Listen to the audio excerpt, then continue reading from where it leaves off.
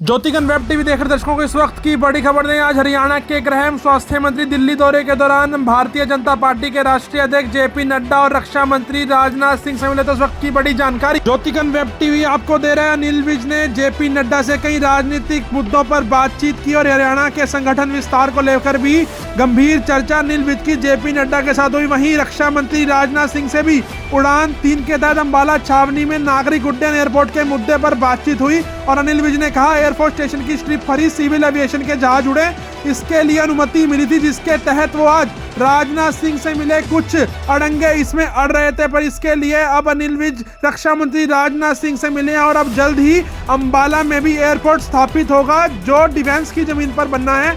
रक्षा मंत्री द्वारा जल्द अधिकारियों की टीम बनाकर मौके का मुआयना करवाया जाएगा और जल्द के जल्द अम्बाला को एयरपोर्ट दिलवाने के लिए रक्षा मंत्री राजनाथ सिंह से हरियाणा के गृह मंत्री अनिल विज मिले। अनिल विज ने पत्रकारों से दिल्ली में रूबरू होते हुए कहा कि अम्बाला को एयरलाइन अलॉट हो चुकी है, वह अम्बाला से श्रीनगर तक फ्लाइट मंजूर भी हो चुकी है। तो इस वक्त की बड़ी खबर ज्योतिगन वेब टीवी आपको दे रहा है। तो वहीं अनिल विज ने दिल्ली में बातचीत करते हुए हरियाणा के डीजीपी मनोज यादव के एक्सटेंशन पर भी बातचीत करते हुए उनकी एक्सटेंशन पर आपत्ति जताई और कहा कि यूपीएससी को 3 अफसरों का पैनल में नाम भेजा जाएगा और हरियाणा में जल्द ही डीजीपी नया नियुक्त किया जाएगा। तो आइए आपको सुनवाते हैं अनिल विज ने क्या कुछ कहा। और स्वाभाविक तौर पर उसमें जो हरियाणा की राजनीतिक स्थिति है उस पर बहुत विस्तार से चर्चा हुई है। देखिए, सुप्रीम कोर्ट ने पीछे आदेश दिया था कि डीजीपी का कार्यकाल 2 साल का हो सकता है और उसमें उन्होंने प्रक्रिया का भी चयन किया था कि जो सीनियर अधिकारी होंगे उनका एक पैनल भेजा जाएगा और यूपीएससी उसमें से 3 नामों का चयन करेगी और उन 3 नामों में से सरकार आगे के लिए डीजीपी लगाएगी। क्योंकि 2 साल पूरे हो चुके तो इसलिए हमने वो पत्र लिखा। राजनाथ सिंह जी से अम्बाला छावनी में उड़ान 3 के तहत नागरिक उड्डयन के लिए मंजूरी मिली थी एयरपोर्ट बनाने के लिए और रक्षा मंत्रालय ने सैद्धांतिक तौर पर ये मंजूरी दी थी कि ये इसकी जो एयरफोर्स स्टेशन की स्ट्रिप है उसी को इस्तेमाल करेंगे। अब अगर एयरफोर्स स्टेशन की स्ट्रिप को इस्तेमाल करना है तो सिविल एविएशन के लिए जो एयरपोर्ट बनाना है वो एयरफोर्स स्टेशन के साथ लगते ज़मीन पर ही बनाया जा सकता है।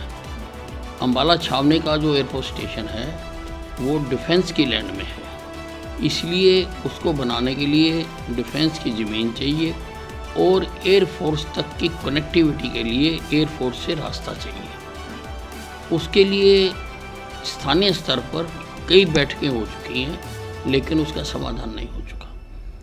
आज मैं राजनाथ सिंह जी से इसलिए मिला था कि उच्च अधिकारियों की एक टीम बनाकर जिसमें आर्मी के भी लोग हों, एयरफोर्स के भी लोग हों और वहाँ पर सिविल एविएशन और हरियाणा सरकार के अधिकारियों के साथ बैठकर मौके पर जाकर भूमि का चयन किया जाए और इस मामले को हल किया जाए ताकि अम्बाला से उड़ानें शुरू हो चुके हैं। अम्बाला को एयरलाइन अलॉट हो चुकी हुई है और अम्बाला से लखनऊ और अम्बाला से श्रीनगर तक की फ़्लाइटें मंजूर हो चुकी हुई हैं। व्यवस्था में क्रांतिकारी बदलाव हुए हैं। हरियाणा में अब लगभग सभी अस्पतालों में हमने CT स्कैन MRI लगाए हैं। हमारे अस्पतालों में हार्ट सेंटर खुले हैं, हमारे अस्पतालों में डायलिसिस सारे ज़िलों में हो रही है और हम बाकी सारे जो अस्पताल हैं हमारे हरियाणा के हमने उपचार की उसमें व्यवस्था की है। सारे 55 अस्पताल आपस में कनेक्ट हो चुके हुए हैं। एक अस्पताल में अगर कोई मरीज़ अपना इलाज कराना आता है तो उसका रिकॉर्ड अगर वो कल को दूसरे अस्पताल में जाकर देखना चाहे तो डॉक्टर देख सकते हैं। और आने वाले दिनों में हम सभी अस्पतालों को इससे कनेक्ट करना चाह रहे हैं। हम सारे ज़िलों में ICU खोलना चाह रहे हैं। तो बहुत सुधार किए हैं और हर चीज़ में हमारे तरक्की हुई है। OPD में हमारे तरक्की हुई है, IPD में हमारी तरक्की हुई है, हर चीज़ में हमारे हरियाणा में सुधार हुआ है। कैसे देखते हैं? देखिए, पहले भूपेंद्र सिंह हुड्डा कांग्रेस पार्टी से तो विश्वास मत प्राप्त कर ले, आपस में तो मिलकर के बैठ नहीं सकते हैं। जब बैठते हैं, एक नेता का मुंह पूर्व को होता, दूसरे का पश्चिम को होता है। अब कोई इनकी तस्वीर देख लो जो अखबारों में छपती है या टीवी में आती है, इनका आपस में तो भरोसा है नहीं है। तो ये हमारे लिए तो जब मर्जी आ जाए, हम तो तैयार हैं, और चारों खाने चित्त गिरेंगे जो विधानसभा के अंदर। करें, शेयर करें, हमारे YouTube चैनल को बेल आइकन दबाकर सब्सक्राइब करें। तो देश प्रदेश की हर ताजा खबर जानने के लिए हमारी वेबसाइट www.jyotikant.com पर लॉगिन करें।